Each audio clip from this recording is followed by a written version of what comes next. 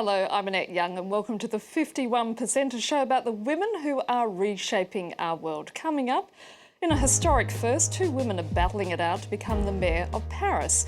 And with that in mind, what does it take to survive the rough and tumble of politics? We talk to a French expert whose job is to coach aspiring women politicians. Also riding the airwaves, a group of exiled Syrian women journalists are now in charge of an opposition radio station based in Turkey. Here in Paris, a battle royale is underway as 2 high-profile candidates take to the hustings to become the city's first female mayor. It's been a bitterly fought campaign between socialist candidate Anne Hidalgo and Nathalie Kosciusko-Morizet, a protégé of former President Nicolas Sarkozy.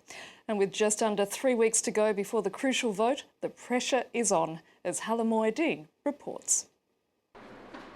Mayor of Paris is one of France's most high-profile political jobs and seen by many as a route towards the presidency.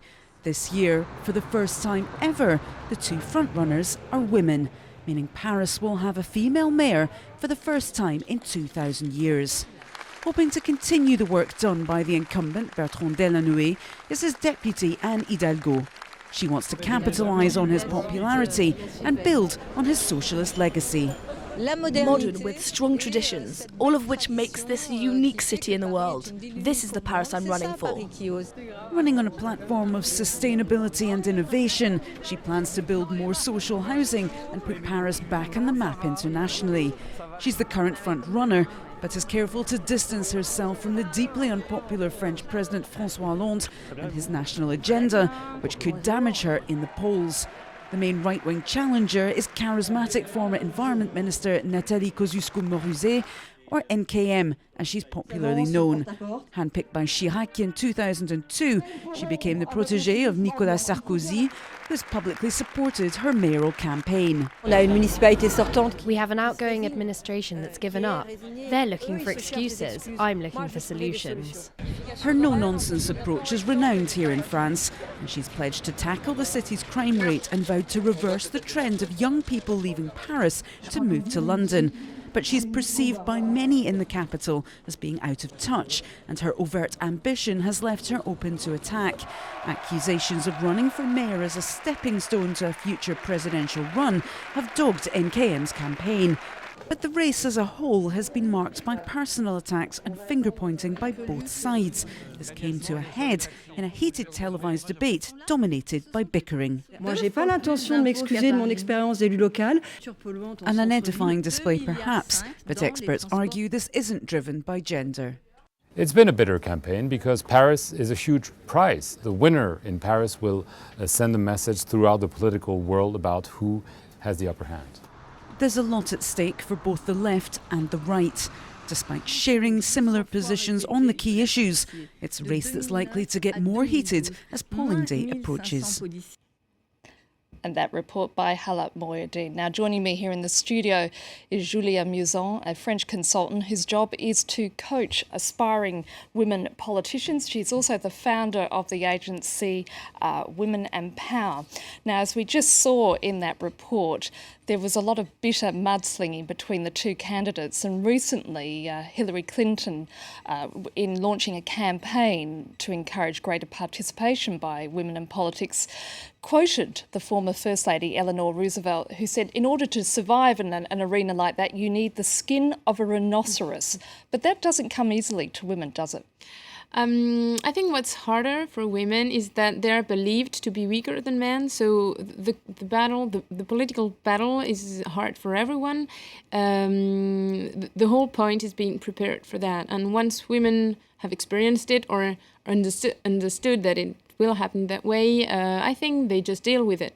But what qualities do you need in order to survive as a politician? I think you really need to anticipate what can come next, to be strategic, to have a really, really good network, to know how to find allies and friends who will support you for your career. So, as you just said, much of the political success is based on accessing a powerful network. And the reality is that people with power these days are still very much men, aren't they? Yeah, right. But I think the issue is not to have the right network, is to have the broader network. So at Femmes et Pouvoir, we really encourage women to network with other women who are in politics, of course, to network with men, to go in networks of men, and to go to networks of women where they will find some support and they will be able to share experiences and the problems they have and the strategy they use. And just taking a pause there, Julia, and talking about political breakthroughs for women in politics, the new Italian Prime Minister, Matteo Renzi, has formed a 16-minister cabinet, half of whom are women.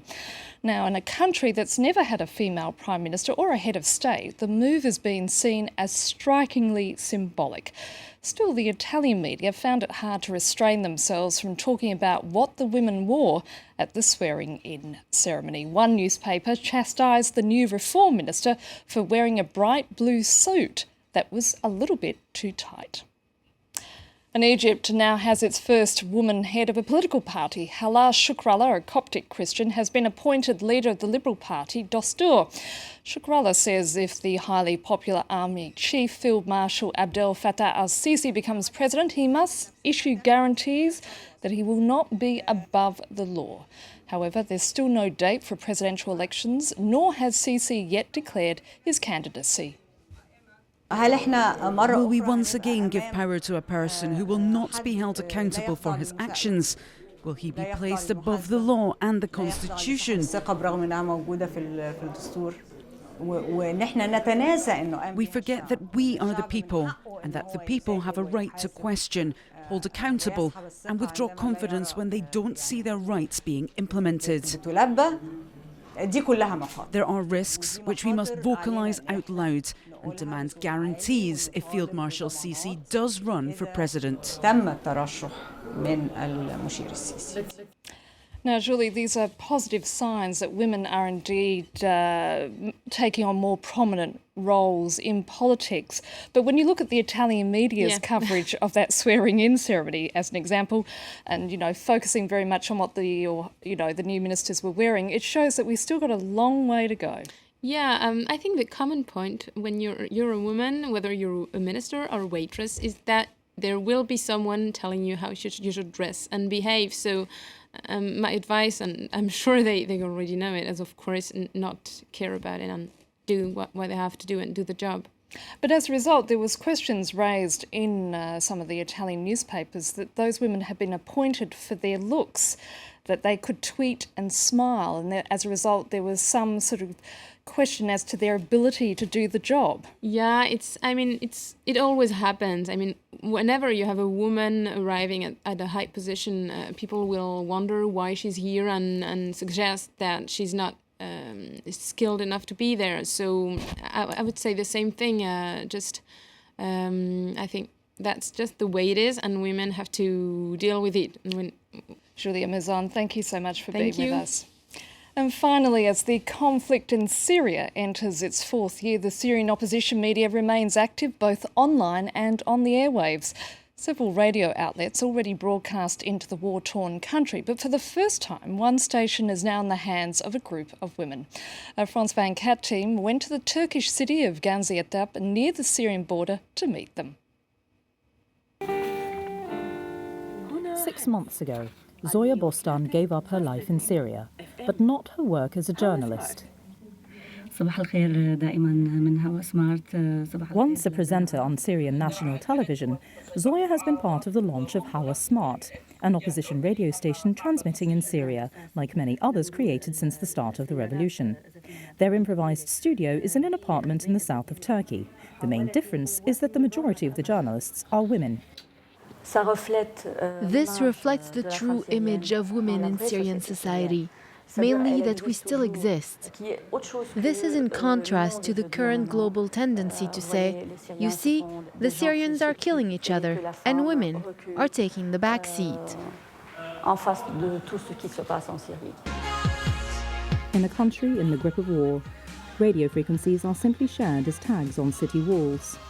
Information is spread by correspondents on the ground who are no longer afraid of showing their faces, challenging both the censorship of the regime and close-minded jihadists.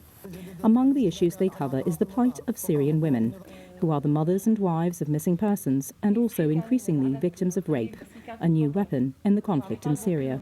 There's a very scary number of rape cases today in Syria, and almost every day we receive videos of testimonies.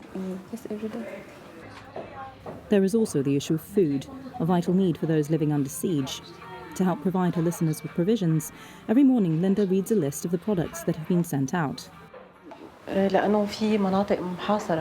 do that because there's a lot of places under siege. There are no goods, no food, none of the basic needs. We're trying to send a message to the people who want to send something and tell the ones who need aid where they can find it.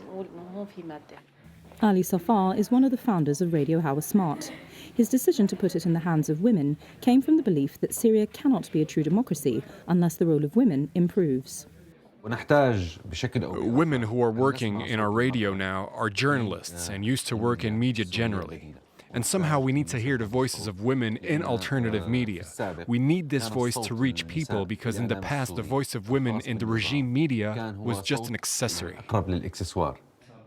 As the conflict in Syria enters its fourth year, opponents of the regime of Bashar al-Assad are now worried about the effect of jihadists, whom they consider a new obstacle in their fight for democracy. And that's it for now. If you'd like to comment on what you've just seen, please head to our Facebook page, /the51%, or do send us a tweet at _51%. Thanks for your feedback so far, and do keep those comments rolling in. Until our next program, bye for now.